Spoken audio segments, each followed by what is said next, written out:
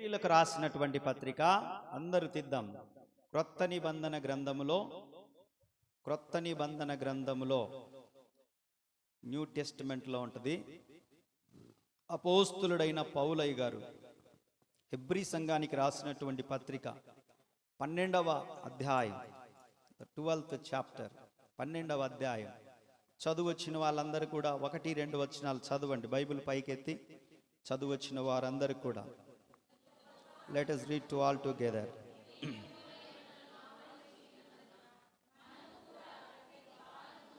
సులువుగా చిక్కులు పెట్టు పాపమును విడిచిపెట్టు విశ్వాసమునకు కర్తయు దానిని కొనసాగించువాడునైన యేసు వైపు చూచుచు మన ఎదుట ఉంచబడిన పరుగు పందెములో ఓపికతో పరిగెత్తుదుము.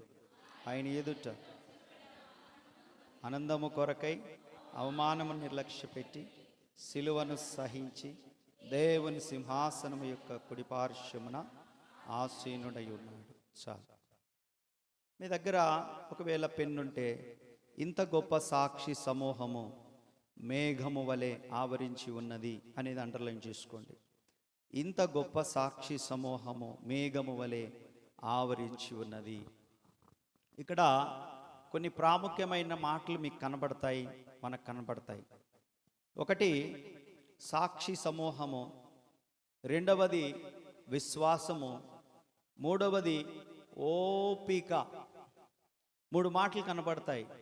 ఒకటి సాక్షి సమూహము, చెప్పండి. రెండవది విశ్వాసము, మూడవది ఓపిక. ఏంటండి? ఓపిక. ఈ 3 చాలా ప్రాముఖ్యమైనవి. ఇంత గొప్ప సాక్షి సమూహము మేఘము వలె మనమల్ని ఆవరించి ఉన్నది. ఈ సాక్షి సమూహము ఎవరు? ఇంత గొప్ప సాక్షి సమూహం అన్నాడు. ఈ సాక్షి సమూహము ఎవరో కొన్ని మాటలు మనం నేర్చుకుందాం. ఈరోజు మీకు ఒక మాట చెప్పి నేను వాక్యం చెప్పాలనుకున్నాను, అది మర్చిపోయాను మీకు చెప్పడం. ఈరోజు అందరికీ అర్థమవుది వర్తమానము. కొంచెం ఆధ్యాత్మికంగా మిమ్మల్ని లోతుకు, మీ పడవను సముద్రపు లోతుకు తీసుకెళ్లాలని ఆశపడతా ఉన్నాను. ఆధ్యాత్మికంగా ఆలోచన పరంగా కొంచెం ఎదుగుతున్న వారికి ఈ మాటలు అర్థమవుతాయి. మిగతా వాళ్లకు చికాకు అనిపిస్తుంది, బోర్ అనిపిస్తుంది. అయినా పర్వాలేదు, మీరెవరు లేచి బయట తిరగకూడదు. కొంతమంది వెనక్కి వెళ్తున్నారని కంప్లైంట్లు వస్తూ ఉన్నాయి. ఎందుకు? ఏం పని? వెనక సండే స్కూల్ పిల్లలు ఉన్నారు, వాళ్ళు తిప్పలేదో వాళ్ళు పడతారు. కొంతమంది ఆటోలలో కూర్చుంటున్నారు, కొంతమంది బయట కూర్చుంటున్నారు. ఏం అవసరం ఉంటుంది? అలాంటి పనులు చేయకుండా దేవుని వాక్యాన్ని వినడానికి, శ్రద్ధగా ఆలకించడానికి మీరు ప్రయత్నం చేయగలిగితే ఈరోజు అందరికీ అర్థమవ్వదు. కానీ నేను చెప్పే వాక్యము ఇది నన్ను కొంచెం ఆలోచింపచేసిన వాక్యము. ఈ వారంలో నన్ను మరింతగా దేవుని రాజ్యానికి సమీపంగా నడిపించిన వాక్యము, మరింతగా దేవుని సింహాసనం వైపు తదేచ్ఛగా చూడడానికి నాకు చాలా ఉపయోగపడినటువంటి వాక్యము. నా ప్రారంభపు మారు మనసు పొందిన దినాల్లో నేను తీసుకున్న తీర్మానాలను నాకు గుర్తు చేసినటువంటి వాక్యము. అదేవిధంగా నేను బాప్తిస్మం తీసుకున్న తర్వాత నేను ఎలాంటి వాగ్దానాలు ప్రభుతో చేశానో అది నాకు గుర్తు చేసినటువంటి వాక్యము.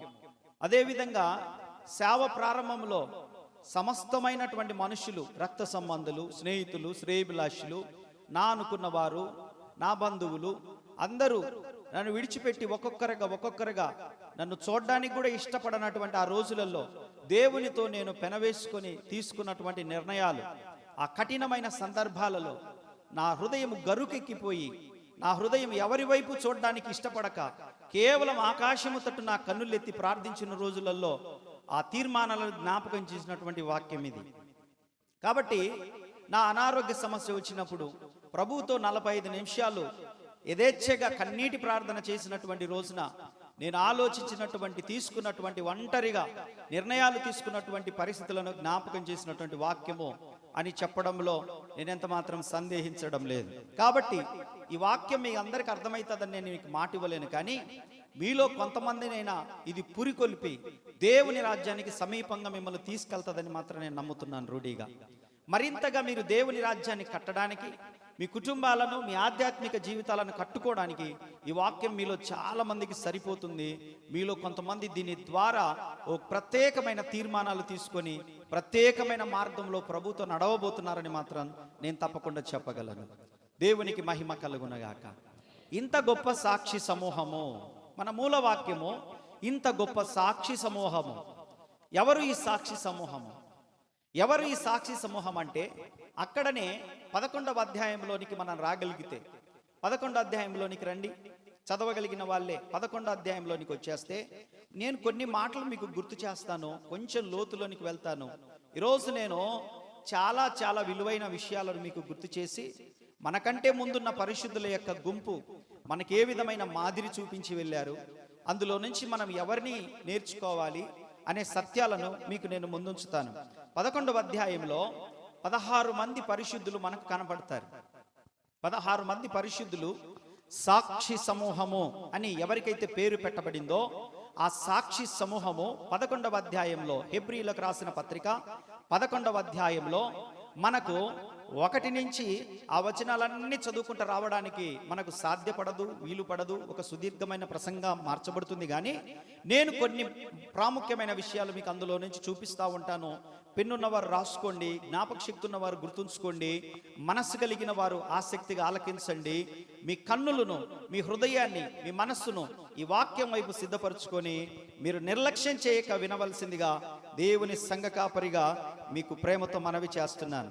ఇంత గొప్ప సాక్షి సమూహం అని 12వ అధ్యాయంలో చెప్పబడినటువంటి ఆ సాక్షి సమూహం ఎవరు అనంటే, 11వ అధ్యాయంలో మొట్టమొదటిగా ఒక వ్యక్తిని మనం చూసుకుంటాం. మొత్తం 16 మంది అని చెప్పాను. అందులో 14 మంది పురుషులు కనపడతారు, 2 మాత్రమే స్త్రీలు కనపడతారు. ఆ స్త్రీలలో 2 ఎవరు అనంటే, ఒకరు అబ్రహాము భార్య అయినటువంటి శారా, రెండవది ఎరికో పట్టణంలో నివసిస్తున్నటువంటి రాహాబు అనేటువంటి 2 స్త్రీలు ఈ సాక్షి సమూహములో మనకు కనపడతారు. దేవునికి మహిమ కలుగునుగాక.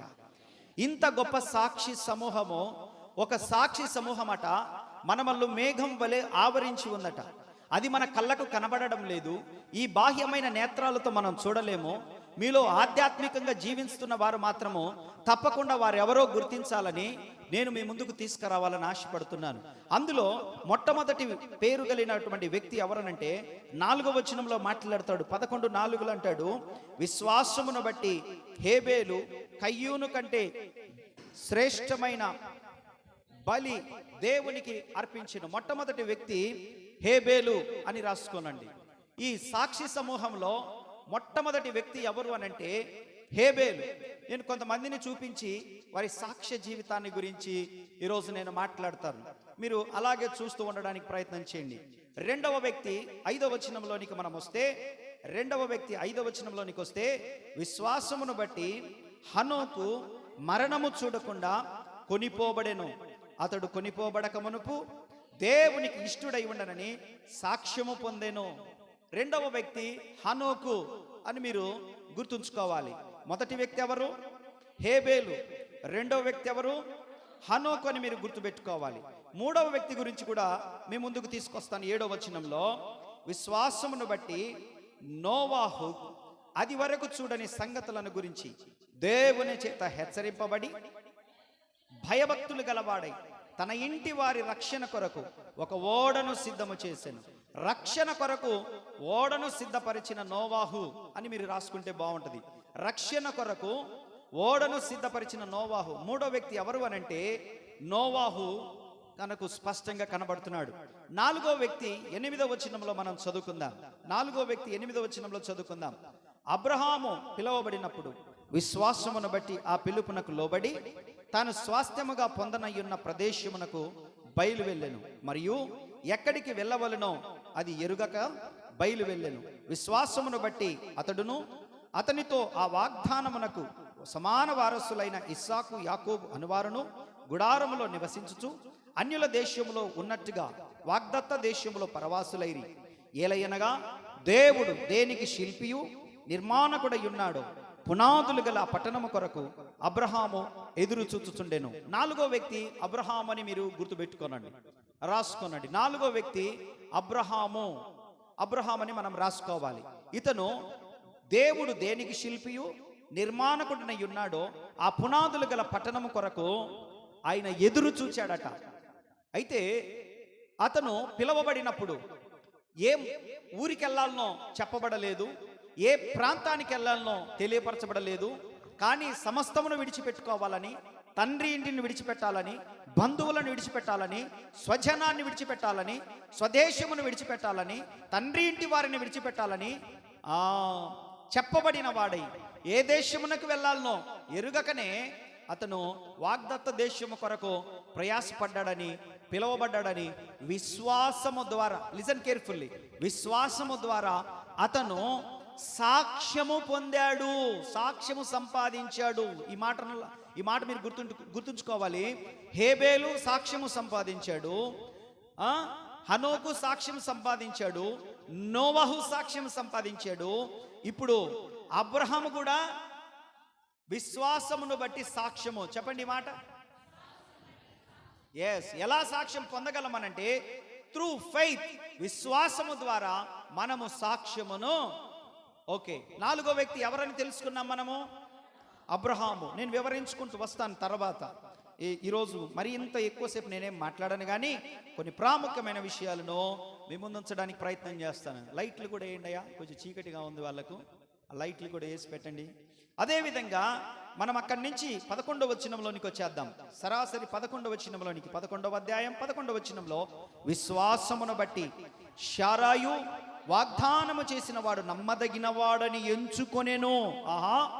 విశ్వాసమును బట్టి శారా కూడా ఈ సాక్షి సమూహము అంటే విశ్వాసుల పట్టికలోనికి శారా కూడా వచ్చింది అని మనం గుర్తించాలి. దేవునికి మహిమ కలుగునుగాక. అక్కడి నుంచి సరాసరి 29వ వచనంలోనికి మనం వెళ్ళగలిగితే, 29వ వచనంలో అంటాడు, విశ్వాసమును బట్టి ఇస్సాకు ఏమన్నాడు? ఎవరంట? ఇస్సాకు కూడా, అండర్లైన్ చేసుకోండి, జరగబోవు సంగతుల విషయమైన యాకోబు ఏశావును ఆశీర్వదించిన అంటూ 21వ వచనంలో అంటాడు, విశ్వాసమును బట్టి యాకోబు. ఎవరున్నారు మరలా?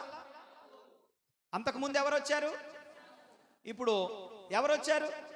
యాకోబు వచ్చాడు. 22వ వచనంలో చూసుకుందాం, మరొక వ్యక్తి మనకు తటస్థిస్తాడు అక్కడ. యోసేపు తనకు అవసాన కాలము సమీపించినప్పుడు విశ్వాసమును బట్టి అని గుర్తుపెట్టుకోనండి, ఇశ్రాయేలు కుమారుల నిర్గమమును గురించి ప్రశంసించి తన శల్యములను గురించి వారికి ఆజ్ఞాపించెను. మరొక వ్యక్తి ఎవరు? యోసేపు. చెప్పండి ఎవరు? యోసేపు. మరొక వ్యక్తి 23వ వచనంలో మనకు కనబడతాడు. మోషే పుట్టినప్పుడు అతని తల్లిదండ్రులు ఆ శిశువు సుందరుడై ఉండుట చూచి, ఇక్కడ గమనిద్దాం, విశ్వాసమును బట్టి రాజాజ్ఞకు భయపడక, చదవండి, 3 మాసములు అతనిని దాచిపెట్టిరి.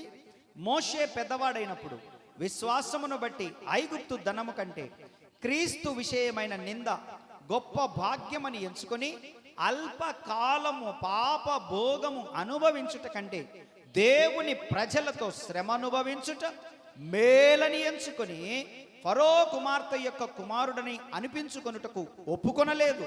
ఎలయనగా అతడు ప్రతిఫలముగా కలుగబోవు బహుమానమును దృష్టి ఉంచెను. హల్లెలూయా. ఎవరు కనబడుతున్నారు ఇక్కడ? మోషే కనబడతా ఉన్నాడు. అక్కడి నుంచి సరాసరి మనం 30వ వచనంలోనికి దిగి వచ్చేద్దాం. అక్కడి నుంచి సరాసరి 30వ వచనంలోనికి దిగి వస్తే, విశ్వాసమును బట్టి 7 దినములు ప్రదక్షిణము చేయబడిన తరువాత ఎరికో గోడలు కూలెను. విశ్వాసమును బట్టి, అండర్లైన్ చేసుకోండి, రాహాబను వేశ్య వేగుల వారిని సమాధానముగా చేర్చుకునినందున అవిధేయులతో పాటు నశింపకపోయెను. స్తోత్రం చెప్పండి. అవిధేయులతో పాటు నశింపకపోయెను. దేనిని బట్టి? త్రూ ఫెయిత్, బై ఫెయిత్, విశ్వాసమును బట్టి ఆమె కూడా సాక్షి సమూహం యొక్క లిస్టులోనికి ఆమె చేర్చబడినట్లుగా మనం చూస్తా ఉన్నాం. ఆమె గురించి కూడా నేను మాట్లాడతాను, ఒక 5 నిమిషాలు అందరి గురించి మాట్లాడుకుంటూ వస్తాను. ఇప్పుడు 32వ వచనంలో చదువుకుందాం. మరికొంతమంది కనబడతారు అక్కడ. సాక్షి సమూహంలో వీరందరూ భాగమే, సంఖ్యాకులే. గిద్యోను, బారాకు, సంసోను, చదవట్లేదు మీరు. యెఫ్తా, దావీదు, సమూయేలు వారిని గూర్చి ప్రవక్తలను గురించి వివరించుటకు ఆహా దేవునికి మహిమ కలుగునుగాక. మొత్తం ఎంతమంది వచ్చారు? 16 మంది సాక్షి సమూహముల యొక్క సంఖ్య అక్కడ మనకు క్లియర్గా చెప్పబడింది. అందులో 14 మంది పురుషుల గుంపు, 2 మాత్రము స్త్రీలు. స్త్రీలు ఎవరు? మాట్లాడండి. శారా, రాహాబ్ అనే వేశ్య కూడా ఆహా దేవుని యొక్క సాక్షి సమూహంలోనికి పాత నిబంధన పరిశుద్ధులు వచ్చారే. దేవునికి మహిమ కలుగునుగాక. ఇక్కడ నేను కొన్ని విషయాలు వీళ్ళ గురించి చెప్పాలి. వీళ్ళ గురించి కొన్ని విషయాలు చెప్పాలి. చెప్పిన తర్వాత మరి కొంత లోతుల్లోనికి మీలో కొంతమంది నేను నడిపించాలి. అది అందరికి అర్థం కాకపోవచ్చు, కానీ మీలో కొంతమంది దాన్ని తప్పకుండా క్యాచ్ చేస్తారు. ఆధ్యాత్మిక స్థితిలో కొంచెం ఉన్నతమైన మెట్లెక్కిన వారు ఇక్కడ ఉన్నారు కాబట్టి ఈరోజు కొంచెం మరింతగా మిమ్మల్ని ప్రోత్సహించే మాటలు ఇక్కడ కనబడతాయి. ఇక్కడ 16 మంది సాక్షి సమూహము మనకు కనబడతా ఉన్నారు. ఈ 16 మంది కూడా తేలికగా పరలోకానికి వెళ్ళిన వారు కారు. లిజన్ అండర్స్టాండ్, చాలా జాగ్రత్తగా ఈ విషయాన్ని మీరు గమనించాలి. చాలా తేలికగా పరలోకానికి వెళ్ళిన వారు కారు. మరి ఎలా వెళ్ళారు వీళ్ళంతా పరలోకానికి? పరలోకంలో ఏం జరిగింది? ఈ 2 విషయాలు చెప్తాను మీకు. వీళ్ళు ఎలా వెళ్ళారు పరలోకానికి, పరలోకంలో వీళ్లకు ఎలా ట్రీట్ చేశారు పరలోకపు యొక్క పరిశుద్ధులు కానీ, జ్యేష్ఠుల సంఘము కానీ, దేవదూతలు కానీ, ప్రభువైన యేసు కానీ వీళ్ళని ఎలా ట్రీట్ చేశాడు పరలోకానికి వెళ్తే? వీళ్ళు పరలోకానికి వెళ్ళక ముందు ఎలాంటి పరిస్థితులను ఎదుర్కొన్నారు? ఎలాంటి పరిస్థితులను ఎదుర్కొన్నారు? మనము అక్కడి నుంచి సరాసరి రావాల్సింది 33వ వచనము కాడి నుంచి చదువుకుంటూ వద్దాం. అక్కడ అందరూ చదవండి బైబిల్ తీసి.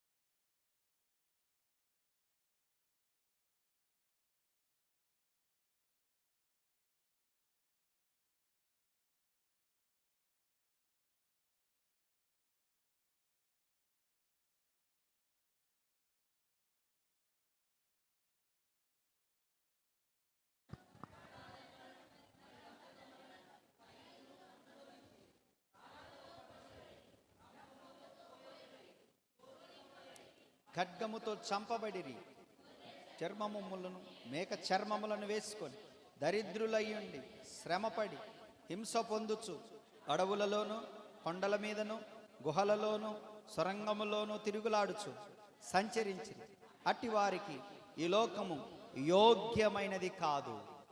చాలు చాలు, అక్కడ ఆపుదాం. మరలా నేను అక్కడి నుంచే చదివిస్తాను మరలా. ఇప్పుడు సాక్షి సమూహము చెప్పండి.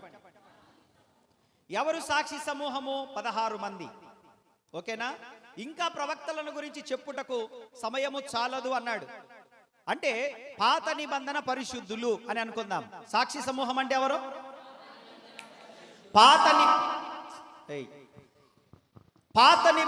తగ్గించు, ఏందా డిస్టర్బెన్స్?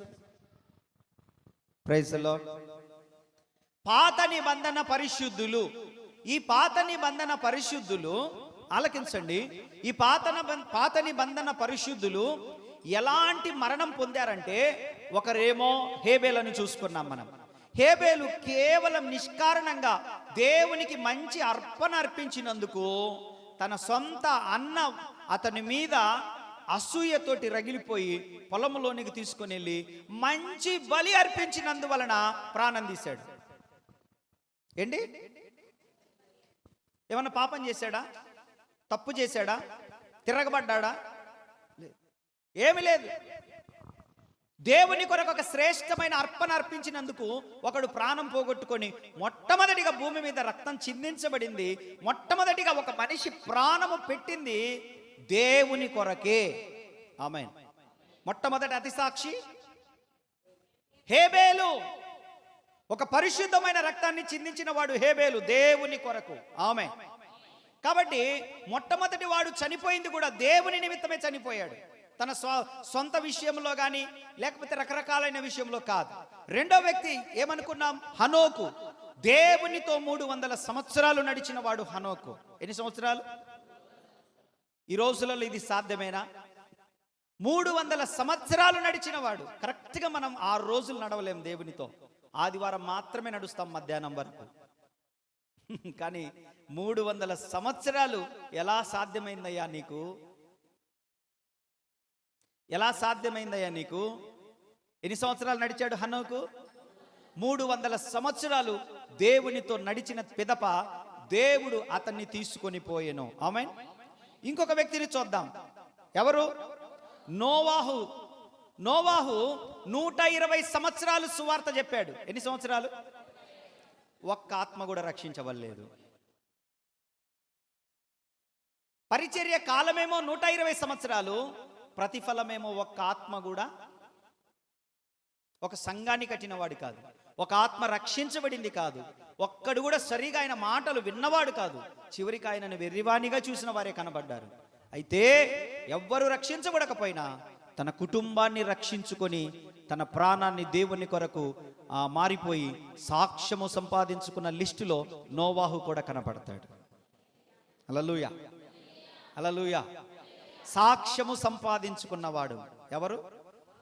నోవాహు. ఆమె తన కుటుంబాన్ని రక్షించుకున్నవాడు ఎవరు?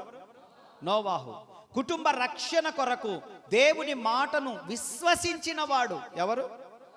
అంతకు ముందు వర్షం లేదు, కానీ వర్షం పడతాదని దేవుడు చెప్తే అనుమానించకుండా దానిని నమ్మినవాడు భూమి మీద ఎవరన్నా ఉన్నారు అని అంటే నోవాహు. కాబట్టి నోవాహు విశ్వాస వీరుడిగా, సాక్ష్యం పొందినవాడిగా, సాక్షి సమూహంలో లెక్కించబడిన వాడిగా స్పష్టంగా మనకు కనపడతా ఉన్నాడు. దేవునికి మహిమ కలుగునుగాక.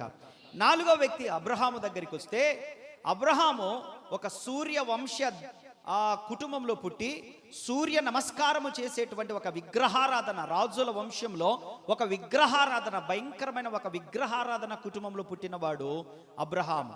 అబ్రహాము రాజుల కుటుంబం, రాజవంశీయుడు అబ్రహాము. ఈ అబ్రహాము జీవితము బొమ్మలు అమ్ముకునే వాళ్ళు, విగ్రహాలను అమ్ముకునే కుటుంబం, అది విగ్రహారాధన కుటుంబం. ఆ కుటుంబంలో నుంచి దేవుని యొక్క మెల్లనైన స్వరాన్ని విని దేవుని మాటకు లోబడి తన తండ్రి తన పితరులు నడిచిన మార్గంలో కాక నిజ దేవుని తెలుసుకొని అతను దేవునితో నడిచాడు. దేవుడు రమ్మన్నప్పుడు బయటకు వచ్చేసాడు. కదలిగాకు దేవుడు రమ్మన్నప్పుడు బయటకు వచ్చేసాడు. దేవునితో పాటు అతను ఏం చేశాడంటే, పిలవబడినప్పుడు ఏ ఊరికి వెళ్ళాలనో తెలియకపోయినా, ఏ ప్రాంతానికి వెళ్ళాలనో స్పష్టమైనటువంటి ఒక రూట్ మ్యాప్, ఒక లొకేషన్ ఆ రోజులలో లేకపోయినా దేవుణ్ణి బట్టి అతను నడిచి విశ్వాసులకు తండ్రిగా, విశ్వాస వీరునిగా సాక్ష్యము పొంది సాక్షి సమూహంలో కలిసిపోయాడు. దేవునికి స్తోత్రం కలుగునుగాక. అతని గురించి అలా చెప్పేసుకుందాం. ఇక మరొక వ్యక్తి గురించి మాట్లాడదాం. దాని కింద వస్తే తన భార్య అయిన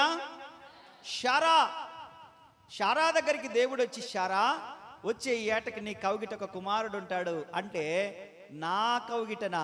నాకెన్ని సంవత్సరాలు తెలుసా? 90 ఏండ్లు. 90 ఏండ్ల శారా కంటే సమాజం ఏమనుకుంటుంది? ఏం మాట్లాడుతున్నావు నువ్వు? ఇంకా నా గర్భము పండుతాదని నువ్వు నమ్ముతున్నావా అని నవ్వినప్పుడు దేవుడు అంటాడు, శారా నవ్వనేలా, ఆమె నవ్వింది కాబట్టి ఆమె కుమారుణ్ణిచ్చి అందరు నవ్వేటట్లు చేస్తా అని చెప్పి దేవుడు వచ్చే ఏటకి దేవుడు తన కౌగిట ఒక కుమారుణ్ణి ఇచ్చాడు. అతని పేరు ఐజాక్, ఇస్సాకు. దేవునికి స్తోత్ర. ఇస్సాకును తన యొక్క ఇచ్చాడు. అయితే శారా దేవుణ్ణి నమ్మింది. చప్పట్లు కొట్టండి. నమ్మింది దేవుణ్ణి. అందుకని సాక్షి సమూహంలోనికి తను కూడా ఒకటి గ్రేట్ కదా, సాక్షి సమూహంలో చేర్చబడింది. ఎంత గొప్ప ఆధిక్యతో నీవు నేను ఉండాలని కోరుకోవాలి. లాస్ట్లో చెప్తాను. దేవునికి మహిమ కలుగునుగాక. 29వ వచనములు అంటాడు, తన కుమారుడైన ఇస్సాకు కూడా సాక్షి సమూహంలో, ఇస్సాకు కూడా సాక్షి సమూహంలో ఉన్నాడు. ఇస్సాకు కుమారుడైన యాకోబు కూడా చెప్పండి సాక్షి సమూహంలో ఉన్నాడు. అసలు యాకోబు ప్రార్థించక ఎన్ని సంవత్సరాలైందయ్యా? 20 సంవత్సరాలైంది. ఆమేన్. ఎన్ని సంవత్సరాలైంది? 20 సంవత్సరాలు ప్రార్థించని వాడు ఒక్క రాత్రి 20 సంవత్సరాల కొరకు ప్రార్థన చేస్తే మిగతా సంవత్సరాలన్నీ దీవించబడడానికి ఒక్క రాత్రి ఆశీర్వాదాన్ని పొందాడు. అంతే, ఒక్క రాత్రే. ఒక్క రాత్రి ఆశీర్వాదాన్ని పొందాడు. 20 సంవత్సరాల పశ్చాత్తాపం, ఆ పాపములు క్షమించబడింది ఒక రాత్రే. ఈ 20 సంవత్సరాల తర్వాత ఒక్క రాత్రిలోనే మిగతా శేష జీవితం అంతా ఆశీర్వాదకరంగా మార్చబడడానికి కారణమైంది ఒక్క రాత్రి ప్రార్థనే. కనుక ఇతను కూడా సాక్షి సమూహంలో యాకోబు చేర్చబడ్డాడు. మన ప్రార్థన కూడా అలాగే ఉంటుంది. ఒక్కసారి మోకరిస్తే, ఒక్క రాత్రి దేవునితో గడిపితే చాలు, మన స్థితిగతులు పాతయన్నీ పోతాయి, కొత్తవి రావాల్సిన దీవెనంతా వచ్చేస్తుంది మనకి. దేవునికి మహిమ కలుగునుగాక. తిన్నగా కిందికి వచ్చేస్తే యోసేపు కనబడతాడు అక్కడ. ఎవరు? యోసేపు, జోసెఫ్ కనబడతాడు అక్కడ. యోసేపు కూడా దేవునితో ఒక నిబంధన చేసుకున్నాడు, నేను పాపము చేయకూడదని. ఏంటిది? నేను పాపం చేయకూడదు. పాపము తనను సమీపించినా కూడా పాపానికి దూరంగా ఎవరైనా బైబిల్లో పరిగెత్తారా అని అడిగితే ఉన్నాడు, యోసేపు ఉన్నాడని మనం తప్పకుండా ఒక స్లోగన్తో చెప్పగలిగినటువంటి ఒక వ్యక్తి మనకు తేటగా, స్పష్టంగా, క్లియర్ కట్గా తెరచిన పుస్తకం లాంటి జీవితం కలిగి మనకు కనపడతాడు. ఒక నడిచే బైబిలేమో అని అనుమానించేంతగా, సువార్తలలో 5వ సువార్త ఏదైనా ఉంటే యోసేపేమో క్రీస్తు రూపంలో పోలి ఉన్నవాడు ఎవడైనా ఉన్నాడు అని అంటే ఆహా ఇతనేమో అనేంతగా కనపడేవాడు. సాక్ష్యము పొందుకొని సాక్షి సమూహంలో చేర్చబడినవాడు యోసేపు మనకు కనపడతాడు. దేవునికి మహిమ కలుగునుగాక. దాని కిందకు వచ్చేస్తే మనకు 23వ వచనంలో కనబడతాడు మోసెస్. ఎవరండి? మోషే కనబడతాడు మనకి. మోషే దగ్గర ఆగి మనం ఒక చిన్న పాట నేర్చుకోవాల్సిన అవసరం మనకుంది. చాలా బాధ అనిపించింది మాటలు చదివినప్పుడు, దేవుని యొద్ద నుంచి నేర్చుకుంటున్నప్పుడు చాలా దుఃఖం అనిపించింది. వీరందరూ సాక్ష్యము సంపాదించుకున్నారు. దేన్ని సంపాదించుకున్నారు? అందరూ చెప్పట్లేదు మీరు. సాక్ష్యము సంపాదించుకున్నారు. మనం దేన్ని సంపాదించుకోవాలి? క్రొత్త నిబంధన పరిశుద్ధులు, క్రైస్తవ సంఘ సమాజం ఏం సంపాదించుకోవాలి? సంఘం ఏం సంపాదించుకోవాలి? నువ్వేం సంపాదించుకోవాలి? అది తప్ప అన్నీ సంపాదించుకుంటున్నామేమో. మనం నెమరు వేసుకోవాలి, ఆలోచన చేసుకోవాలి, ధ్యానించుకోవాలి, సరి చేసుకోవాలి, మార్చుకోవాలి, చేర్చుకోవాలి, కూర్చుకోవాలి. మనం ఏమి చేసుకోవాలనో అదంతా కూడా మనం చేసుకోవాల్సినటువంటి అవసరం ఉంది.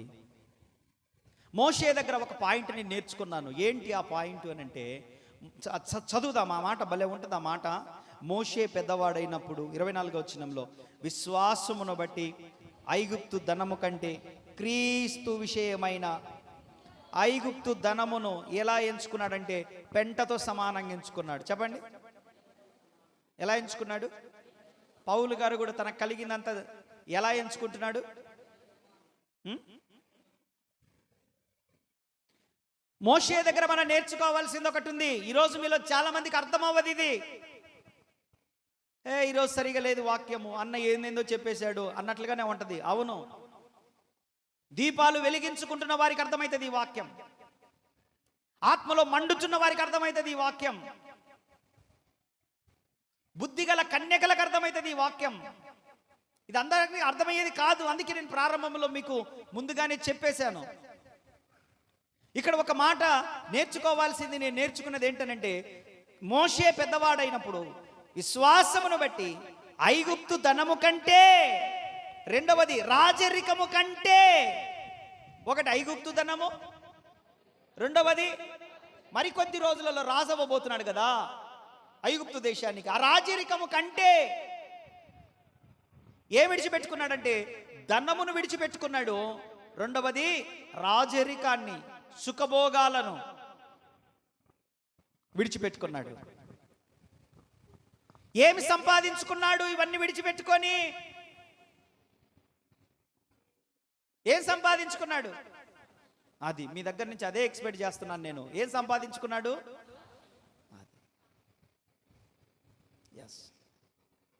ఏదైతే పాత నిబంధన భక్తులు పెంటగా ఎంచుకున్నారో దానినే భాగ్యమని ఎంచుకుంటున్నారు ఈ రోజులలో. అదే నా దుఃఖము, అదే బాధ. సాక్ష్యము కొరకు, పరలోకం కొరకు ఏదైతే అసహించుకున్నారో పాత నిబంధన పరిశుద్ధులు, క్రొత్త నిబంధనలో దానినే ఆస్వాదిస్తా ఉన్నారు. ఆ పెంటనే కావాలని కోరుకుంటా ఉన్నారు. వాళ్ళేమో తృణీకరించారు దాన్ని. ఇప్పుడున్న కాలంలో చాలా మంది దాని వెంటనే పరిగెడతా ఉన్నారు. ఎలీషానేమో తృణీకరించాడు, గెహాజేమో దాని కొరకు. ఎలీషా తృణీకరించాడు, ఆ కుష్టు సొమ్ము నాకు అక్కర్లేదని. గెహాజేమో అదే కుష్టు సొమ్ము నాకు కావాలని పరిగెత్తాడు. దేనిని సంపాదించుకుంటున్నావు ఈరోజు నువ్వు? నీ ఇంట్లో సాక్ష్యం ఉందా? నీ వీధిలో సాక్ష్యం ఉందా? నీ ఉద్యోగ స్థలంలో సాక్ష్యం ఉందా? నీ కాలేజీలో సాక్ష్యం ఉందా? నీ స్కూల్లో సాక్ష్యం ఉందా? నువ్వు చేసే పని దగ్గర సాక్ష్యం ఉందా? నీ భార్య దగ్గర సాక్ష్యం ఉందా? నీ భర్త దగ్గర సాక్ష్యం ఉందా? నీ పిల్లల దగ్గర సాక్ష్యం ఉందా? నీ తల్లిదండ్రుల దగ్గర సాక్ష్యం ఉందా? సంఘములో సాక్ష్యం ఉందా? దేవుని ఎదుట సాక్ష్యం ఉందా నీకు? దేనిని సంపాదించుకోవడానికి ఈ ప్రయాసపడుతున్నావు నువ్వు? మోషే అంటున్నాడు, అయ్యో నేను పరలోకాన్ని సంపాదించుకోవడానికి, సాక్ష్యాన్ని సంపాదించుకోవడానికి ధనమంతా పెంటతో సమానంగా ఎంచుకున్నాను. రాజరికాన్ని విడిచిపెట్టుకున్నాను. ఓ సుఖభోగాలను విడిచిపెట్టుకున్నాను. ఫరో కుమార్తె యొక్క కుమారుణ్ణి అని గొప్ప పిలుపు, గొప్ప మాట అనిపించుకున్నటకు నేను ఇష్టపడలేదు. ఆ గౌరవ ఘనతలు కూడా సాక్ష్యము సంపాదించుకోవడానికి నేను వాటిని తృణప్రాయంగా విడిచిపెట్టాను. నేను ఏదైతే సాక్ష్యము సంపాదించుకోవడానికి పాత నిబంధన పరిశుద్ధులు విడిచిపెట్టారో, సాక్ష్యము సంపాదించుకోవడానికి బదులుగా క్రొత్త నిబంధన పరిశుద్ధులారా, నీతిమంతులారా, మీరు దేన్ని సంపాదించుకొనజూచుచున్నారు?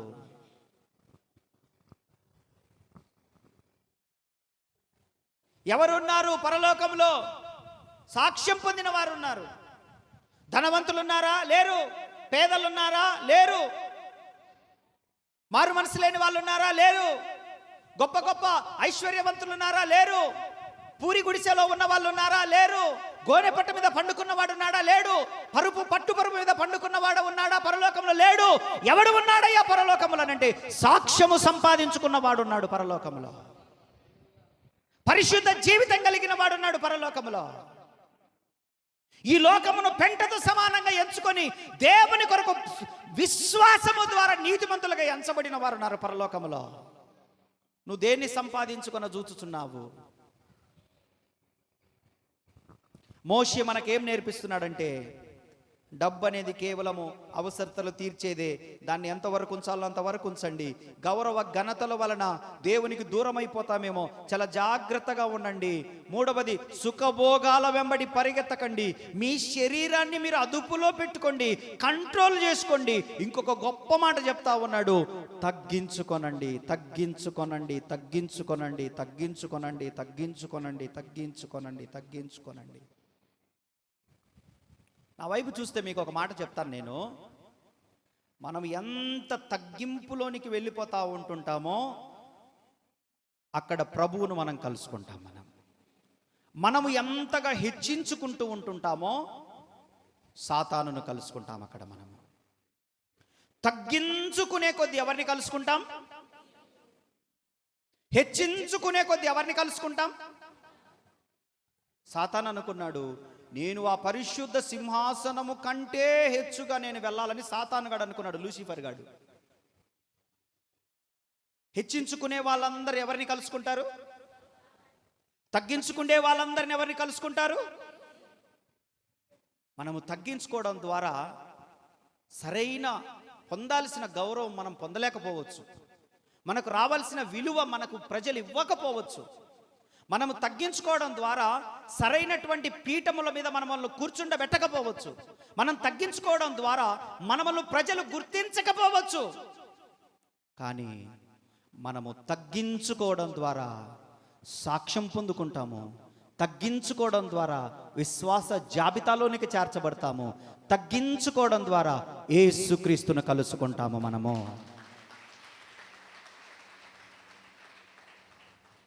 యేసుక్రీస్తు ఎంతవరకు తగ్గించుకున్నాడంటే, సృష్టికర్త అయిన దేవుడు తన చేతులతో మట్టిని తీసి బొమ్మను చేసి నాసికారంధ్రములో జీవవాయువును ఊది తన ద్వారా జీవితాన్ని జీవిస్తున్నటువంటి మానవులు అనబడిన శిష్యుల పాదములు తన చేతులతో నీళ్లు తడిపి ఆ యొక్క టవలతో తుడిసి పాదముల వరకు ఏం చేశాడు? ఆయన తగ్గించుకున్నాడు. ఆయన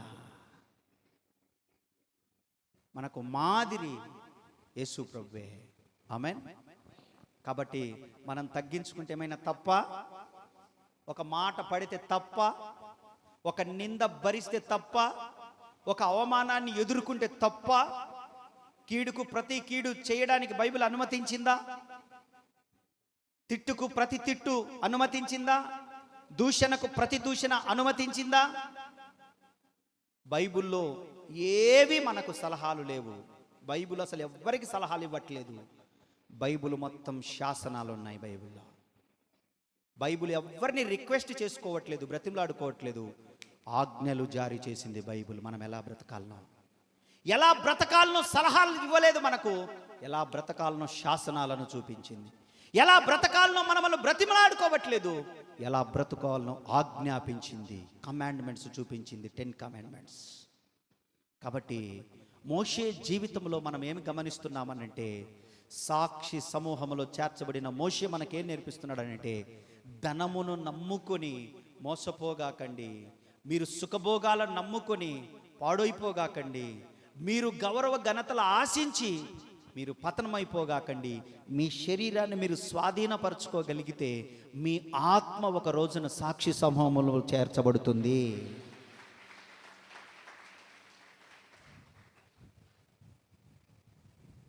కాబట్టి అక్కడి నుంచి మనం మరలా తిన్నక కిందికి వచ్చేద్దాం, విశ్వాసుల జాబితాలోనికి వచ్చేద్దాం. మరలా 31వ వచనంలో ఏం మాట్లాడాడు చదవండి బిడ్డలారా, బైబిల్ తీయండి. 31వ వచనంలో చదవండి. 11:31 హెబ్రీయులకు రాసిన పత్రికలో, విశ్వాసమును బట్టి రాహాబను వేశ్య వేగుల వారిని చేర్చుకున్నందున. ఈ మాట మీరు కొంచెం గుర్తుపెట్టుకోండి. వేగుల వారు ఎవరు? యెహోషువ, కాలేబు. ఎవరు వేగుల వారు? యెరికో పట్టణానికి తేరి చూడడానికి వెళ్ళినప్పుడు ఎవరు వెళ్ళారు? యెహోషువ, కాలేబు. వారిని చంపడానికి రాజు కొంతమందిని పంపించినప్పుడు ఈ రాహాబ్ అనే వేశ్య వారిని దాచిపెట్టిందంట, పరిశుద్ధులను. ఆమేన్. ఈ రాహాబ్ అనే వేశ్య ఏం చేసిందంటే, ఆ నీతిమంతులను ఏం చేసింది? ఆ రాజు చేతిలో పడకుండా, ఆ సైనికుల చేతిలో పడి చావకుండా వారిని దాచిపెట్టిందట. ఈ రాహాబు ఎవరు? ఆ యెరికో పట్టణము ఓ పెద్ద పట్టణం. యెరికో పట్టణం, దానికి బురుజు ఉంది, పెద్ద ప్రహరీ గోడ. 2 రథాలు ఇట్లా వెళ్తాయి, 2 రథాలు ఇట్లా వస్తాయి. ఆ ప్రహరీ గోడ మీద 2 రథాలు ఇట్లా వెళ్తాయి, 2 రథాలు ఇట్లా వస్తాయి, ఇనప రథాలు. అంత వెడల్పు కలిగినటువంటి అది గోడ, ప్రహరీ గోడ, బురుజు. దానిపైన ఒక ఇల్లు కట్టుకొని ఉందంట రాహాబ్ అనే ఒక స్త్రీ. ఆమె వృత్తి ఏంటి? ఆమె ప్రొఫెషన్ అంటే వేశ్య, ప్రాస్టిట్యూషన్ చేయడం ఆమె యొక్క వృత్తి.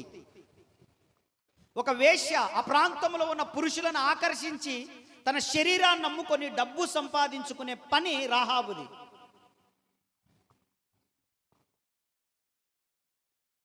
తన ఒళ్ళమ్ముకొని ధనమును సంపాదించుకొని తన జీవనాన్ని సాగిస్తున్నటువంటి ఒక రాహాబ్ అనే వేశ్య సైన్యములకు అధిపతియగు యెహోవా గురించి వింటా ఉందంట. ఆహా, ఎవరి గురించి? యెహోవా గురించి వింటుంది. ఇశ్రాయేలీయులను ఎన్ని అద్భుతాలు చేసి ఫరో చేతిలో నుండి ఆయన తప్పించినటువంటి విధానము, ఎర్ర సముద్రమును చీల్చినటువంటి విధానము, వారిని ఏ విధంగా పోషిస్తున్నాడో, వారిని ఏ విధంగా కాపాడుతున్నాడో, వారిని ఏ విధంగా నడిపిస్తున్నాడో, ఆ విషయాలన్నీ విని తన గుండెలు చెదిరిపోయేను. ఆయనను చూడాలి, ఆయన ప్రజలను చూడాలని ఆమె ఎప్పటి నుండో ఒక తాపత్రయం కలిగి ఉంటే, ఈ అంతరంగాన్ని ఎరిగినటువంటి దేవుడు అదే స్థలానికి ఎవరిని పంపించాడు? కాలేబు. ఎవరిని పంపించాడు? అదే స్థలానికి కాలేబును యెహోషువను పంపిస్తే, అయ్యా మీరు ఎవరు? మిమ్మల్ని ఈ ప్రాంతంలో ఎప్పుడు చూడలేదే, మిమ్మల్ని ఎప్పుడు నా ఇంటి గుమ్మము దగ్గర చూడలేదే, మీ వేషధారణ చూస్తుంటే ఈ ప్రాంతపు నివాసులు కానట్టుకున్నారేనంటే, అమ్మా మేము నీ కోసం రాలేదు, నీ పని కోసం రాలేదు, మేము ఎవరనంటే జీవము కలిగినటువంటి యెహోవా భక్తులము. హల్లెలూయా. ఈ ప్రాంతాన్ని దేవుడు మాకు అప్పగిస్తానని చెప్పాడు, వేగి చూడడానికి వచ్చాము అన్నప్పుడు, అయ్యా జీవము కలిగిన యెహోవా భక్తులు మీరా, ఇశ్రాయేలీయుల ప్రజలను నడిపిస్తున్న సైన్యములకు అధిపతియగు యెహోవా యొక్క బిడ్డల, ఎప్పటి నుండో నేను ఆయన గురించి వింటున్నాను, ఇప్పటికి చూస్తున్నాను. అయ్యా, నాకు ఒక నిరీక్షణ ఉంది. మీరేదో వాగ్దాన దేశానికి వెళ్తున్నారంట కదా, మీరు పాలుతేనెలు ప్రవహించే దేశానికి వెళ్తున్నారంట కదా, నాలాంటి ఒక దాన్ని మీరు మీలో చేర్చుకోగలరా? నేను కూడా ఈ వృత్తిని మానేస్తాను, ఈ జీవిత విధానాన్ని మార్చుకుంటాను, నా బ్రతుకును మార్చుకుంటాను, నా జీవితాన్ని మార్చుకుంటాను, నాకు కూడా మీలో పాలు పంపులు ఉన్నాయనంటే, అప్పుడు వారు అంటున్నారు, యెహోషువ కాలేబులు, తప్పకుండా ఎవరైతే వారి హృదయాలను మార్చుకుంటారో, వారి జీవిత విధానాన్ని మార్చుకుంటారో, వారి బ్రతుకును మార్చుకుంటారో, యెహోవా వారందరికీ దేవుడు. ఆమేన్. ఇదిగో ఈ ఎర్రని దారము నీ గుమ్మానికి కట్టుకో. మేము వచ్చినప్పుడు, మేము ఆరాధన చేసినప్పుడు ఈ ఎరికో గోడలు కానీ, ఈ గుమ్మములు కానీ, ఈ పట్టణం అంతా కూలిపోతుంది. కానీ మమ్మల్ని చేర్చుకొని ఉపకారం చేసావు చూడు, మాతో కలిసి జీవించాలనుకున్నావు చూడు, నీ వృత్తి మానేయాలనుకున్నావు చూడు, నీకు ధనము సంపాదించుకోవడానికి వీలున్నా, అన్ని సౌకర్యాలు నీకున్నా, కానీ ఇది శాశ్వతము కాదు, మీతో పాటు నేను కనాను చేరాలనుకుంటున్నానని ఒక నిర్ణయానికి వచ్చావు చూడు, దానిని బట్టి నిన్ను కూడా మాలో చేర్చుకోవాలంటే ఈ ఎర్రదారము కట్టుకో. ఈ పట్టణం అంతా కూలిపోయినా కూడా నీవు నీ ఇంటి వారు కూలిపోరు. కొడు చప్పట్లా. ఇది మీకు అందరికి అర్థమయ్యేది కాదులే, కొట్టండి. అర్థమైనా కాకపోయినా దేవునికి మహిమ కలుగునగాక. హల్లెలూయా. ఈ సందర్భంలో నన్ను ఒకటి చెప్పనివ్వండి, మీకు అర్థమైనా కాకపోయినా ఈ సందర్భంలో ఒక్క మాట చెప్పనివ్వండి. ఇది మీ హృదయాలను తాకాలని ఆశపడతా ఉన్నాను, మీ హృదయాలలో దాచుకోవాలని ఆశపడతా ఉన్నాను, ఇది మిమ్మల్ని ఆలోచింపచేయాలని ఆశపడతా ఉన్నాను. ఇక్కడ ఒక్కటి చెప్పనివ్వండి, దేవుడు ఏం చేయగలడు అనంటే, వేశ్యనైనా పరలోకములో చేర్చుకుంటాడు కానీ వేశ్యదారులను పరలోకములో చేర్చుకోడు. వేశ్యకైనా పరలోకములో చోటుంది కానీ వేశ్య ఒక్కసారే మారు మనసు పొంది కొండ పగలగొట్టేసింది. యోహాను సువార్త 4వ అధ్యాయంలో ఒక్కసారే ఏం చేసింది? యాకోబు బావి దగ్గర ఒక్కసారే పగలగొట్టి తన వృత్తిని ఏం చేసింది, తన జీవితాన్ని ఏం చేసింది, తన బ్రతుకుని ఏం చేసింది, దేవునికి అప్పగించేసింది. ఇక్కడ రాహాబ్ అనే వేశ్య ఏం చేస్తుంది? ప్రసంగం చేశారా వాళ్ళు వచ్చి? బైబిల్ ఇచ్చారా వాళ్ళు వచ్చి? యెహోషువ కాలేబులు ఏమైనా బైబిల్ ఇచ్చారా? ఆ రోజు కూటమి ఏమైనా పెట్టారా? కృతజ్ఞత కూడిక కానీ, లేకపోతే మారు మనసు కూడిక కానీ, లేకపోతే ఓ పెద్ద సభ కానీ పెట్టారా? అక్కడ రాహాబ్ అనే వేశ్యకు పెట్టారా అండి? అక్కడ ఏమైనా మైకులు ఉన్నాయా?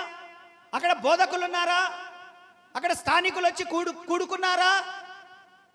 అక్కడ ఏదన్నా ప్రార్థన జరిగిందా? యేసు ప్రభు బిడ్డలు సాక్ష్యమే అన్యజనుల మారు మనస్సుకు దారి తీస్తుంది. హల్లెలూయా, హల్లెలూయా, హల్లెలూయా. రాత్రి ఒక అక్క వచ్చి నాకు సాక్ష్యం చెప్తా ఉంది. రాత్రి ప్రార్థన అయిపోయి నాకు ఒక వచ్చి, నా పిల్లల మీద ఒక చిన్న కోర్టు కేసు ఉంది, దాన్ని అన్యాయంగా పెట్టారని వాళ్ళకు కూడా తెలుసు, కావలసి పెట్టారు. కానీ నిన్న మాట్లాడుతూ అమ్మా, నిన్ను బట్టి నీ పిల్లలను క్షమిస్తున్నాను, నిన్ను బట్టి నీ పిల్లలను క్షమిస్తున్నాను, నేను వచ్చి కొట్టేపిస్తానమ్మా అని చెప్పిందంట ఆమె. నేను ఎంత గర్వపడ్డానో తెలుసా, నా బిడ్డలు ఎంత సాక్ష్యం పొందారు. నిన్ను బట్టి, నీ వ్యక్తిగత జీవితం మీద నాకు తెలుసమ్మా, నీ కుటుంబం గురించి, నీ గురించి నాకు తెలుసమ్మా. పిల్లలు ఏదో పొరపాటు చేశారు కానీ నీ మంచితనాన్ని బట్టి నేను కోర్టు దగ్గరికి వచ్చి సాక్ష్యం చెప్పేస్తాను, అది లోక్ అదాలత్లో ఇచ్చి కొట్టేపిస్తానమ్మా, చాలు నాకు ఇంకా అది.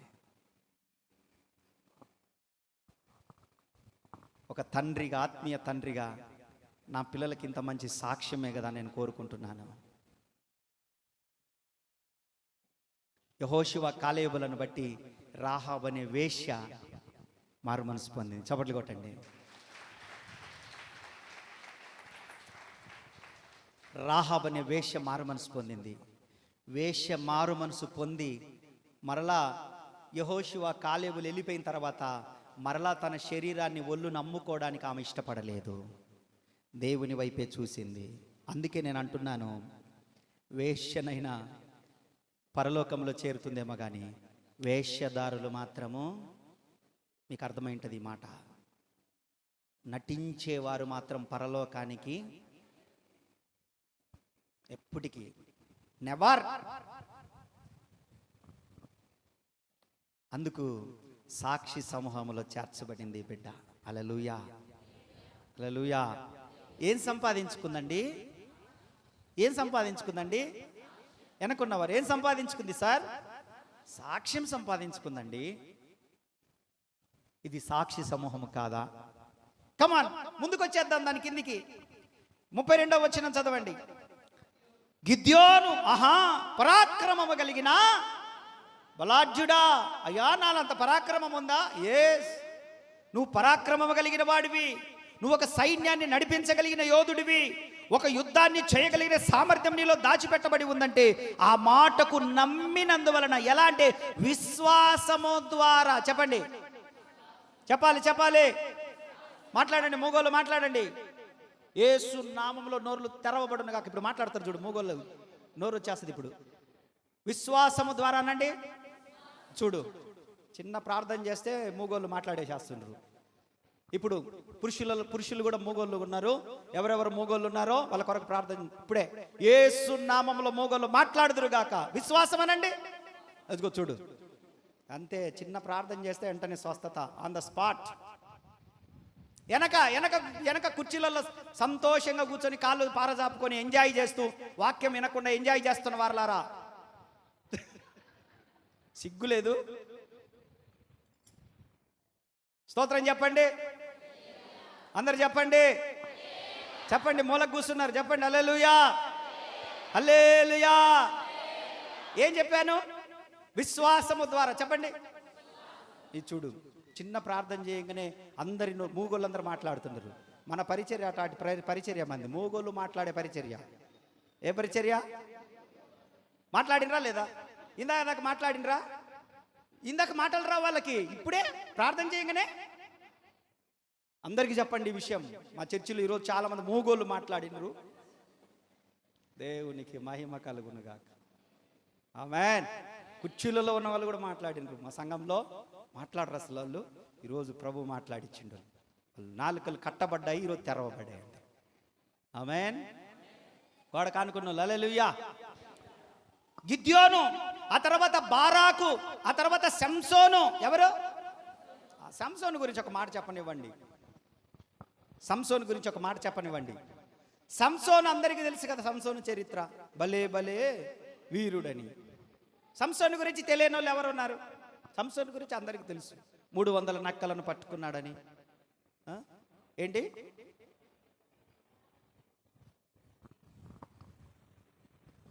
300 నక్కలను పట్టుకున్నాడని, ఒక్క గాడిద పచ్చి దవడ ఎముకతో 1000 మందిని చంపాడని, ఫిలిప్తీల యొక్క పంట పొలాలను, ఆ సంవత్సరము దిగుబడి రావాల్సిన పంట పొలాలన్నిటిని తగలబెట్టాడని తెలుసు కదా. శాంసోను ఎలాగ విశ్వాస వీరుల జాబితాలో చేర్చబడ్డాడు? కళ్ళల్లో కామము నిండినోడు, ఏ అమ్మాయిని వదలని వాడు. షోయేరుకు పోతే అక్కడ ఒకటి ఉంది, గాజాకు పోతే అక్కడ ఒకటి ఉంచుకున్నాడు, ఫిలిప్తీల దేశానికి పోతే అక్కడ ఒక అమ్మాయితో ఉన్నాడు. వాళ్ళు చాలరని దెలీలాతో కూడా తిరుగుతూ ఉన్నాడు. ఎంట్రుకల్లో బలం ఉంది కానీ కళ్ళల్లో బలహీనత ఉంది శాంసోన్కి. ఏముంది? ఎంట్రుకల్లో బలం ఉంది కానీ కళ్ళల్లో బలహీనత ఉంది శాంసోన్కి. చెప్పండి ఈ మాట.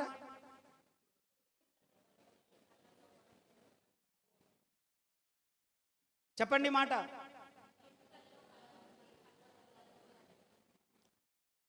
కాదు, ఎంట్రుకల్లో బలం ఉంది, కళ్ళల్లో. శాంసోనుకు దేవుని బలం ఉంది కానీ దేవుని భయము. చెప్పండి మాట. శాంసోనుకు దేవుని బలం ఉంది కానీ దేవుని భయం లేదు. చెప్పండి ఈ మాట.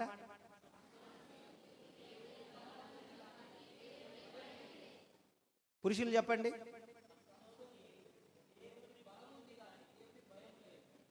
మీ అందరి తరపున వాళ్ళకమన్నా రెంట్కు పెట్టుకున్నారు వాళ్ళని? మీరు డబ్బులు ఇస్తురా మీకు వాళ్ళు? నాది లేకుండా ఏమన్నా? మరి వాళ్ళందరి తరపున మీరే చెప్తుండ్రు. శాంసోనుకు దేవుని బలం ఉంది కానీ దేవుని భయము. శాంసోను వెంట్రుకల్లో బలం ఉంది కానీ కళ్ళల్లో బలహీనత ఉంది.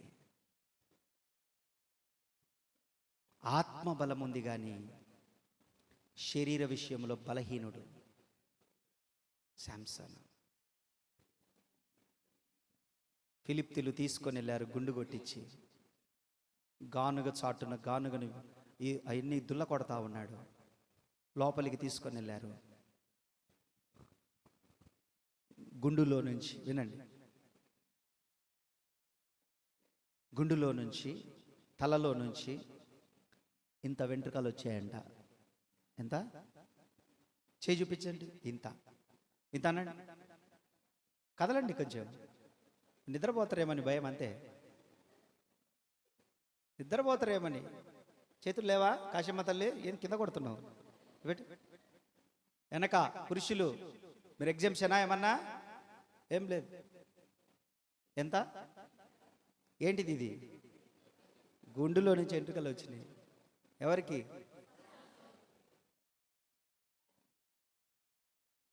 ఎందుకు సంసోను విశ్వాస వీరుల జాబితాలో చేర్చబడ్డాడో తెలుసా? ఎంత పెద్ద జడలున్నాయనేది కాదు, కొంచెం విశ్వాసం ఉంటే చాలు దేవుడు ప్రార్థన ఆలకిస్తాడని నమ్మాడంతే. ఆ కొంచెం వెంట్రుకలు వచ్చింది గమనించి, దేవా యెహోవా, ఈ ఒక్క మారు ఫిలిప్తీయుల మీద పగ తీర్చుకొనుటకు నాకు అవకాశం ఇచ్చి మరలా నాకు ఆ బలమును అభిషేకమును అన్నప్పుడు ఆ కొంచెం విశ్వాసమును బట్టి దేవుడు కావలసినంత బలమివ్వగా దాగోను గుడిలో 2 స్తంభాలు పట్టుకొని వాటిని విరగగొట్టగా 3000 మంది చనిపోవడానికి కృపనిచ్చాడు దేవుడు. కొడు చప్పట్లో. ఎంత విశ్వాసమును బట్టి? చూపెట్టండి. చూపెట్టట్లేదు మీరు. మీకు తగలాడితే కదా ఇది, మీకు తగలాడితే కదా. నువ్వే చేయన్నా, నువ్వే ప్రార్థించి, నువ్వేం చేస్తావు? పనికి పోతావా? నువ్వే ఉపవాసం ఉండు. నేను కడుపు కాల్చుకోవాలా, నువ్వేమో తలకాయ కూర తెచ్చుకొని తింటుండు. ఎంత విశ్వాసం! ఎంత విశ్వాసం! షోయిట్. ఎంత విశ్వాసం! కొంచెం చాలండి నీ పట్ల నా పట్ల అద్భుతం జరగడానికి. కొంచెం చాలు. What I'm trying to say, ఈ కొంచెం విశ్వాసమును బట్టి పాపములు క్షమించబడ్డాయి, పరిస్థితులన్నీ మార్చబడ్డాయి. శాంసన్ ఎక్కడికి వెళ్ళాడనంటే 16 మంది సాక్షి సమూహంలోనికి వెళ్ళిపోయాడు. కొట్రా, చప్పట్లు కొట్రా.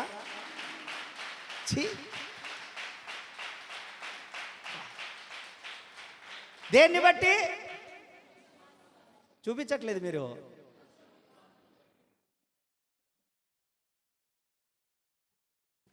కొంచెం విశ్వసించండి, పరిశుద్ధుల పట్టికలోనికి వెళ్ళిపోతారు మీరంతే. ఆమేన్. అనుమానించకండి దేవుని కార్యాలను. మీ ప్రార్థన మీద కూడా మీరు అనుమానం పెట్టుకోగాకండి. మీ అందరూ తోమా చెల్లెళ్ళు, తోమా అన్నదమ్ముల్లా కనబడుతుర్రు. మిమ్మల్ని తోమా అక్క చెల్లెళ్ళను, తోమా అన్నదమ్ములను తోమాల చింతపండేసి. దేవునికి స్తోత్రం కలుగునుగాక. యెఫ్తా యుద్ధవీరుడు. చెప్పుకుంటూ వస్తే దావీదు, సమూయేలు, ఇంకా వారిని గురించి, ప్రవక్తలను గురించి వివరించుటకు సమయము చాలదు. హల్లెలూయా. వీళ్ళందరూ గొప్ప వాళ్ళ కాదా? మనకంటే గొప్ప వాళ్ళ కాదా? ఎందుకు గొప్ప వాళ్ళు అనుకున్నాము? వాళ్ళు ఎలాంటి శ్రమలు అనుభవించారు? 33వ వచనం నుంచి చదివాం కదా. ఎలాంటి, ఇప్పుడు చదవండి, వాళ్ళు ఎలాంటి శ్రమలు అనుభవించారు. వారు విశ్వాసము ద్వారా రాజ్యములను జయించిరి, నీతి కార్యములను జరిగించిరి, వాగ్దానములను పొందిరి, సింహపునులను మూసిరి, అగ్ని బలమును చల్లార్చిరి, ఖడ్గదారను తప్పించుకొనిరి, బలహీనులుగా ఉంచబడి బలపరచబడిరి. ఇప్పుడు మీరు రాజ్యములను జయించిన వారు ఎవరైనా ఉన్నారా? నీతి కార్యములు జరిగించిన వారు ఎవరైనా ఉన్నారా? వాగ్దానము పొందిన వారు ఎవరైనా ఉన్నారా? మీలో ఎవరైనా సింహపు నోళ్ళు మూసిన వాళ్ళు గట్టిగా స్తోత్రం చెప్పండి. ఇప్పుడే అగ్నిలో నుంచి బయటకు వచ్చినామనే వాళ్ళు లేచి డ్యాన్స్ వేయండి. ఇప్పుడే వాటిని చల్లార్చాము అన్న వాళ్ళు స్తోత్రం చెప్పండి. ఇప్పుడేనయ్యా ఖడ్గమును తప్పించుకొని, అంటే కత్తిని తప్పించుకొని వచ్చి దేవుని గణపరుస్తున్నాము అనే వారు స్తోత్రం చెప్పండి. బలహీనులుగా ఉండి బలపరచబడ్డాము, యుద్ధంలో పరాక్రమశాలురమయ్యాము, మేము యుద్ధ ప్రవీణులం అనే వాళ్ళు స్తోత్రం చెప్పండి. అన్యుల సేనలను పారద్రోలేమయ్యా మేము అనేవాళ్ళు ఎవరైనా స్తోత్రం చెప్పండి. స్త్రీలు మృతులైన తమ వారిని పునరుద్ధానం వలన మరలా పొందిరి. 35వ వచనం చదవండి. కొందరైతే మరి శ్రేష్టమైన పునరుద్ధానము పొందగోరి విడుదల పొందనొల్లక యాతన పెట్టబడుతున్న వారు ఇక్కడ ఎవరైనా ఉన్నారా? మరి కొందరు తిరస్కారము పొందారు, మీరు తిరస్కరించబడ్డారా?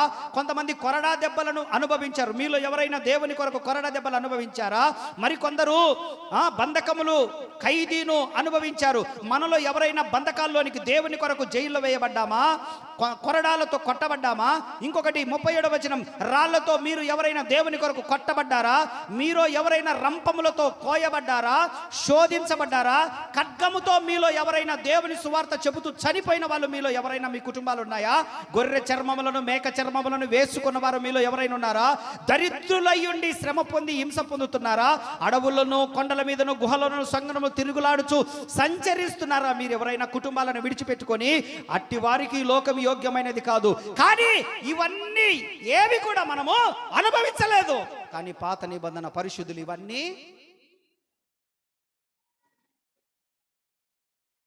పాత నిబంధన పరిశుద్ధులు దాన్ని కూర్చోబెట్టు. పాత నిబంధన పరిశుద్ధులు ఇవన్నీ సీరియస్గా చెప్తున్నాను. ఇది ఒక 5 నిమిషాలు, చాలా వెరీ సీరియస్ విషయము. గుండెలు పట్టుకొని ఆడవలసినటువంటి విషయము, గుండెలు బాదుకొని ఆడవలసిన విషయం. మనందరము ఇవన్నీ మనము పొందలేదు, పాత నిబంధన పరిశుద్ధులు పొందారు. 39వ వచనంలోనికి రండి. ఇప్పుడు అందుకే మీలో చాలా మందికి అర్థం కాదని చెప్పాను. 39వ వచనంలోనికి రండి. వీరందరూ తమ విశ్వాసము ద్వారా సాక్ష్యం పొందిన వారైనను మనము లేకుండా సంపూర్ణులు కాకుండా నిమిత్తము దేవుడు మన కొరకు మరి శ్రేష్టమైన దానిని ముందుగా సిద్ధపరిచెను గనుక వీరు వాగ్దాన ఫలము అనుభవించలేదు. పాత నిబంధన వినండి, ఒక్క మాట చెప్పి నేను ముగిస్తాను. పాత నిబంధన పరిశుద్ధులందరూ రంపములతో కోయబడి చెరసాల్లోనికి వెళ్ళి హింసలు పొంది అగ్ని మధ్యలోనికి వెళ్ళి సింహాల మధ్యలోనికి వెళ్ళి రాజ్యములలోనికి వెళ్ళి ఘోరమైనటువంటి ఆ అడవులలోనికి వెళ్ళి కుటుంబాలను పోగొట్టుకొని, పిల్లలను పోగొట్టుకొని, భర్తను పోగొట్టుకొని, భార్యను పోగొట్టుకొని, దేవుని కొరకు సమస్తమైనటువంటి వాటన్నిటిని విడిచిపెట్టుకొని దేవుని కొరకు అవన్నీ అనుభవించి వారందరూ పరలోకానికి ఒక దినాన వెళ్ళిపోయి, ఇక అందరూ పరలోకానికి వెళ్తే దేవుడట దూతలకు ఆజ్ఞాపించాడట, వారందరికీ కుర్చీలు వేయండి రానంటే ఈ పరిశుద్ధులందరూ కుర్చీలో కూర్చొని దేవుడికి బహుమతులు తీసుకొస్తాడు, కిరీటం తీసుకొస్తాడు. వారబాడని కిరీటం, అతిశయ కిరీటం, అక్షయ కిరీటం, మహిమగల కిరీటం. అమ్మో, ఈ కిరీటాలన్నీ తీసుకొచ్చి మా తలల పైన పెట్టి కోట్లాది దూతల మధ్యలో, పరిశుద్ధుల మధ్యలో మమ్మల్ని పొగుడుతాడు, మమ్మల్ని గణపరుస్తాడు. మాకు విలువ ఉంటుంది. ఎందుకనంటే మేము తగ్గించుకొని దేవుని చేరిన వారము, హింసలు పొంది పొంది పొంది దేవుని చేరిన వారము. పునరుత్థానము కంటే మరి శ్రేష్టమైన పునరుత్థానము కొరకు మేము గొర్రె చర్మములు ధరించుకున్న వాళ్ళము, మేక చర్మములు ధరించుకున్న వాళ్ళము, అగ్నితో కాల్చబడిన వారము, సింహాల బోనులోకి వెళ్ళిన వారము, రోమా చక్రవర్తి ద్వారా మేము ఆ గ్రౌండ్లో ఆ సింహాల ద్వారా నోట కరచబడి ప్రాణాలు పోగొట్టుకున్న వారము, అడవిలో బ్రతికిన వాళ్ళము, కుటుంబాలను పోగొట్టుకున్న వాళ్ళము, పిల్లలను పోగొట్టుకున్న వాళ్ళము, ధనధాన్యాలు పోగొట్టుకున్న వాళ్ళము, శరీర సుఖాలను కోల్పోయిన వారము. ఇంత గొప్పగా మేము దేవుని కొరకు చేశాము కాబట్టి మా కొరకు దేవుడు వాడబారని కిరీటము, మహిమా కిరీటము, భూషణ కిరీటము, అక్షయ కిరీటము, ఓ తేజవాసుల సహవాసము ఇవన్నీ మాకు ఇస్తాడు, బహుమతులు ఇస్తాడని చెప్పి వాళ్ళు ఆ కుర్చీల పైన, దేవదూతలు తెచ్చి వేసిన కుర్చీల పైన కూర్చొని ఎదురు చూసి చూసి చూసి ఇంకా దేవుడు రాడే, ఇంకా కిరీటం రాదే, ఇంకా అక్షయ కిరీటం రాదే, ఇంకా పొగడతలు లేవే, ఇంకా క్రొత్త పేరు లేదే, ఇంకా మమ్మల్ని అభినందించరే, ఇంకా మాకు ఘనత రాలే అని ఎదురు చూస్తూ వారట దేవదూతలను అడుగుతా ఉన్నారంట. అయ్యా, మేము ఇంత కష్టపడి వచ్చాం కదా పరలోకానికి, అన్ని విడిచిపెట్టుకొని వచ్చాం కదా, అన్ని పోగొట్టుకొని వచ్చాం కదా, సాక్ష్యము సంపాదించుకున్నాం కదా, ఏందయ్యా మాకు ఇంకా కిరీటం ఇవ్వలేదు, ఇంకా ఏందయ్యా మాకు ఘనతనివ్వలేదు అని అంటే, అప్పుడు ఆ దేవదూత అంటున్నాడంట, మీరు ఎన్ని చేసినా కొత్త నిబంధన పరిశుద్ధులు రావాల్సిందే. ఎవరు రావాలి? క్రొత్త నిబంధన పరిశుద్ధులు వస్తే గాని మీ వాగ్దాన ఫలము మీరు అనుభవించరు, మీ కిరీటాలు మీకు రావు, మీ యొక్క బహుమతులు మీకు అప్పగించరు. ఎందుకనంటే మీకంటే కూడా స్వయాన తన రక్తమును చిందించి కలువరి శిలువలో మిట్ట మధ్యాహ్నం ఎర్రటి ఎండలో ఆకాశమునకును భూమికి మధ్యలో వ్రేలాడినటువంటి సృష్టికర్త అయిన యేసు క్రీస్తు అమూల్యమైన రక్తము ద్వారా సంపాదించిన ఈ క్రొత్త నిబంధన సంఘము ద్వారానే మీకు కిరీటాలు, మీకు బహుమతులు, అంతే తప్ప ఈ పరిశుద్ధులు లేకుండా మీకు ఏమీ లేవని చెప్పినప్పుడు ఈ మాట విని వారందరూ కూడా సాక్షి సమూహము మనల్లందరినీ మేఘము వలె ఇప్పుడు ఆవరించి ఉందంట. ఇప్పుడు అంతా ఈ మాటలు విని వాళ్ళందరూ కూడా ఇప్పుడు పాత నిబంధన పరిశుద్ధులందరూ ఇప్పుడు పరలోకంలో లేరు. ఎక్కడ లేరు? దేవుని దగ్గర లేరు, వాళ్ళు సింహాసనం దగ్గర లేరు, దేవదూతల దగ్గర లేరు, బంగారు వీధులలో లేరు, నెమ్మది కలిగిన చోటు లేరు. ఇప్పుడు పాత నిబంధన పరిశుద్ధులందరూ కూడా క్రొత్త నిబంధన సంఘమైన సార్వత్రిక సంఘాన్ని ఆవరించి ఉన్నారంట. ఇప్పుడు ఏమయ్యారు? ఆవరించి వాళ్ళు ఒకటి బతిమాలుకుంటున్నారు, రే సాక్ష్యం పొందనరా, పరలోకం రండ్రా, సాక్ష్యం పొందనరా, పరలోకం రండ్రా, మారు మనసు పొందనరా, పరలోకం రండ్రా, మీరు వస్తేనే మాకు బహుమతులు, మీరు వస్తేనే మాకు కిరీటాలు, మీరు సాక్ష్యం సంపాదించుకుంటేనే మాకు కిరీటాలు, కాబట్టి మీరు మారు మనసు పొందండి. మేము రంపములతో కోయబడ్డాం, మీకు అదేమి లేదు కదా, మేమేమో చెరసాల్లో పెట్టబడ్డాం, మీకు అదేమి లేదు కదా. అబ్రహాం అయితే అంటున్నాడు, నా కుమారుణ్ణి మోరియా పర్వతం మీద ఇచ్చాను, మీకు ఆ తిప్పలు లేవు కదా. మోషే అంటున్నాడు, నేను ధనమును విడిచిపెట్టాను, నా సుఖభోగాలు విడిచిపెట్టాను, రాజరికాన్ని విడిచిపెట్టాను, మీలో ఎవరు రాజులయ్యే యోగ్యత లేదు కదా, మీరు నా అంత కోటీశ్వరులు కాదు కదా. మోషే అంటున్నాడు, అరే వాటన్నిటిని విడిచిపెట్టుకోనరా. వాటన్నిటిని మేము ఎందుకు విడిచిపెట్టుకున్నామంటే సాక్ష్యము సంపాదించుకుంటేనే పరలోకము, సాక్ష్యము సంపాదించుకుంటేనే దేవుని రాజ్యము, సాక్ష్యము సంపాదించుకుంటేనే ఆయన సింహాసనం అని మేము అవన్నీ విడిచిపెట్టుకున్నాం రా అని చెప్పి పాత నిబంధన పరిశుద్ధులు అంటున్నారు. హనోకు వచ్చి అంటున్నాడు, నేను 300 సంవత్సరాలు దేవునితో నడిచాను, మీరు 300 సంవత్సరాలు బ్రతుకుతారో లేదో కానీ మీరు బ్రతుకున్న కాలమైన సాక్ష్యము సంపాదించుకోండి, బ్రతుకున్న కాలమైన సాక్ష్యం సంపాదించుకోండి. రాహాబ్ అనే వేశ్య వచ్చి మాట్లాడుతూ ఉంది, అమ్మా నా ఒళ్ళమ్ముకొని నేను బ్రతికానమ్మా, నా జీవితం గడుపుకోవడానికి నా ఒళ్ళమ్ముకొని బ్రతికాను. ఎప్పుడైతే ప్రభువును తెలుసుకున్నానో, జీవము కలిగిన యెహోవాను తెలుసుకున్నానో, 2 పరిశుద్ధులు నా ఇంటికి వచ్చారో ఆ పరిశుద్ధులలో ప్రభువును చూశానమ్మా. నేను వారి ద్వారా నేను రక్షించబడ్డాను, నా జీవితాన్ని మార్చుకున్నాను, నేను పరలోకంలో చేర్చాను. ఇప్పుడు మీరు కూడా ఏదైనా వేషధారణైన జీవితం ఉంటే, వేశ్య జీవితం కాదు, వేషధారణ జీవితం ఏదైనా ఉంటే మార్చుకోండమ్మా, ఎందుకనంటే మీరు లేకపోతే మాకు పరలోకం లేదని చెప్పి ఒక్కొక్క పరిశుద్ధుడు ఒక్కొక్క భక్తురాలు మేఘము వలె మనమల ఆవరించి ఉన్నారు. ఇప్పుడు మన నుంచి దేవుడు కోరుకుంటుంది, పాత నిబంధన పరిశుద్ధులు కోరుకుంటుంది ఒక్కటే, పరిశుద్ధ జీవితం, మేలిమి సాక్ష్యము, చెదరని విశ్వాసము.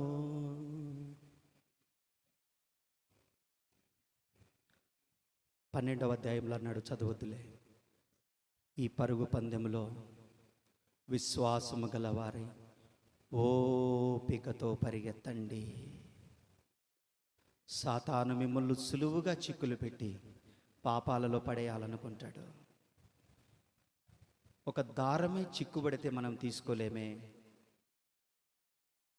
మన జీవితాల్లో ఒక పాపాన్ని కప్పిపుచ్చుకోవడానికి మరొక పాపంలో ఇంకెళ్తున్నామేమో, ఒక అబద్ధాన్ని కప్పిపుచ్చుకోవడానికి మరొక అబద్ధం చెప్తున్నామేమో. అవన్నీ ఒకరోజు చిక్కుముడుల్లాగా నువ్వు ఊడదీసుకోలేక కత్తిరించుకోవాల్సిన పరిస్థితి వస్తుందేమో. ఈరోజు మనం సంపాదించుకోవాల్సింది, పాత నిబంధన పరిశుద్ధులు మన కారు నుంచి ఆశపడుతుంది ఒకటే, మీరు రంపములతో కోయబడనక్కర్లేదు, మీ పిల్లలను మోరియా పర్వతం పైన బలివ్వనక్కర్లేదు, యెఫ్తావలే మీ యవ్వన కన్యకల కుమార్తెలను మీరేమి ఇవ్వాల్సిన పని లేదు, 300 సంవత్సరాలు మీరు దేవునితో నడవాల్సిన పని లేదు, నోవాహు వలె ఓడ కట్టాల్సిన పని అంతకంటే లేదు. మీరు చేయాల్సింది ఒక్కటే, సాక్ష్యము కాపాడుకోనండి.